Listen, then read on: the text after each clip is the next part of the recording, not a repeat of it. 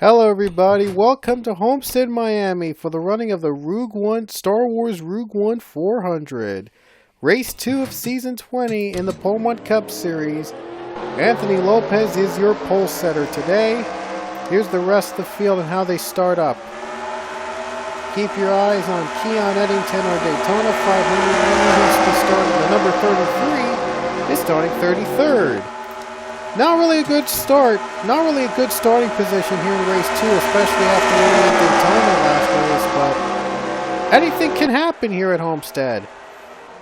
The green is out. Here in the Star Wars Rogue One 400.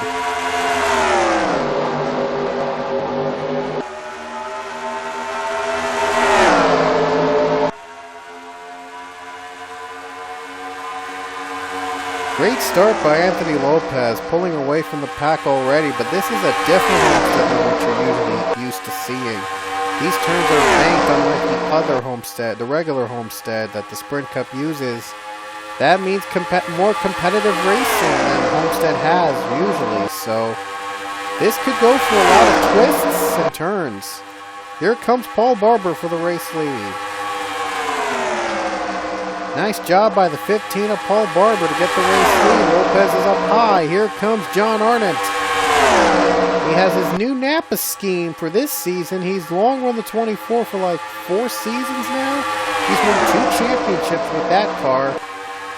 But he hasn't won a race last season. He's looking to break a cold streak. Kyle Collins is on the bottom.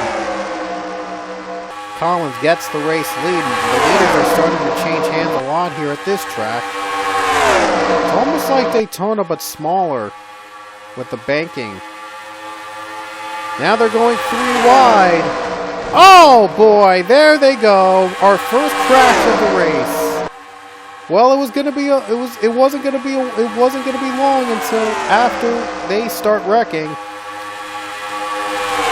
Before we see a replay, let's show you the race to the line. And John Andrews and Bernesh gonna battle for the lead. John Andrews got that to the line. Let's hope they stay in one piece. Ooh boy, somebody just spun. I just saw a driver spin. Who was that? That was Jerry Guerrera and Ben Braley. Jerry Guerrera got spun just after he taking the yellow flag. And they got dumped by Avi Sachs. I'm not sure why the 13 dumped the number 9. And Ben Braley just got a piece of it. He just couldn't see the 9 involved. There you see John Arndt. Our pole setter Anthony Lopez is already out of the race. Yeah, the pole setter is already done. Ooh, hard hit. Ryan Casey and John Arnott also involved in a 3-car wreck. Hard hit on the 34 on the wall. I could just hear a loud thud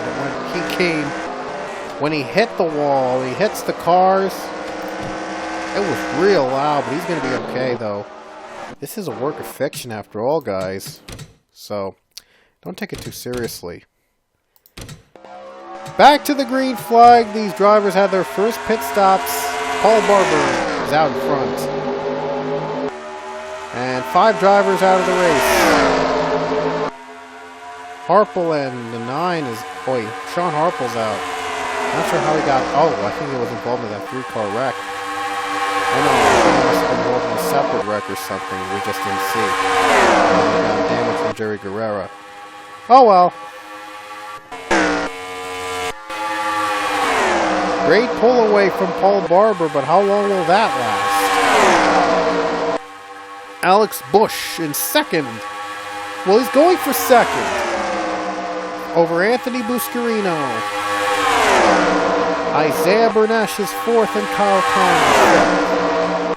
Bush goes for the race lead. And there's... Wow, these drivers going all again.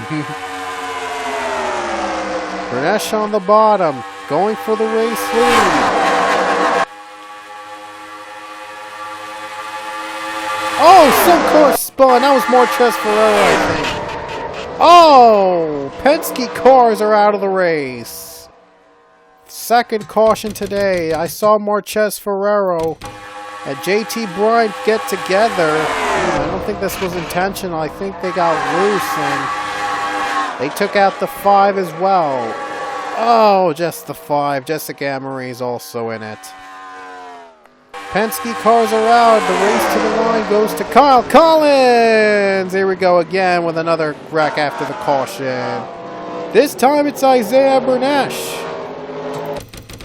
going around from 8th place. He was going to be in 8th.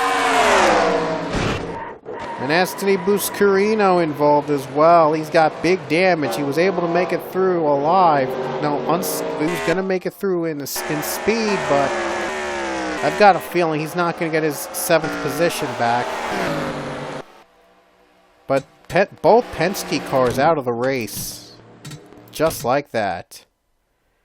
And we have less than 10 to go. We're going to have 9 laps to go back at Homestead. This is almost like how Daytona ended. 9 laps to go. Then we had a caution with 2 to go that led to Keon Eddington getting the win at Daytona. This time, though, it's not going to be Keon that's probably going to win this race. By the way, Keon, if you're wondering, he's running. Okay, he's running. Oh, wow, I can't even find him. Okay, 14th. But he's going to lose a couple, but he's going to gain a couple, he's going to gain a spot. Now he's 13th. He'll be going for 12th. Not bad for a follow-up to the Daytona win. He was off to a great start of the PCS. In the meantime, though, Alex Busch is battling 16th, 18, and 19. 1, 2, 3. And would you look at this? The Walkers are in the top 5. Very rare sight here in the PCS. Ooh, Alex Busch and Bernash. They're close. They were almost wrecking. Even with that, even if they did wreck, we would still have a few laps left after the caution. Now the Walkers running 1-2, but they're not competing. They're not trying to keep it 1-2. They're battling for the win here. They're rivals now. Leia Walker led that lap. Oh, Leia wrecks! Another wreck in the back. Racing to the caution, Luke Walker battling with Webster Zingarde. And Zingarde is going to lead him, but we may have 1 or 2 more laps left. With 6 to go. So it's not over for these drivers yet, possibly. But it is over for Leia Walker and her chance of winning again at Homestead. She won here last season. Yep, she got in with the 6 of Jacob Lawler. The 16 is in it as well.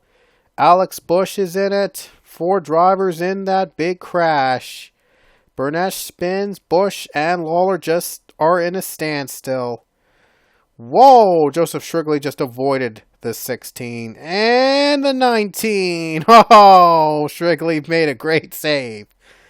He had a bad race just to start off, but he didn't want to make it worse. So it's going to be a duel, a 1-lap showdown to determine the winner at Homestead. Webster Zingarde is the leader. Will Luke Walker or maybe Emmett Junkim, John Andrews, or Philip Goldberg have a chance? Here we go. White flag comes out for Webster Zingarde. Willie Oldon. And he got a great restart.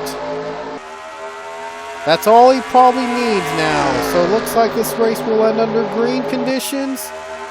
And it looks like the 55, unless if they can pull off a comeback, might be your winner.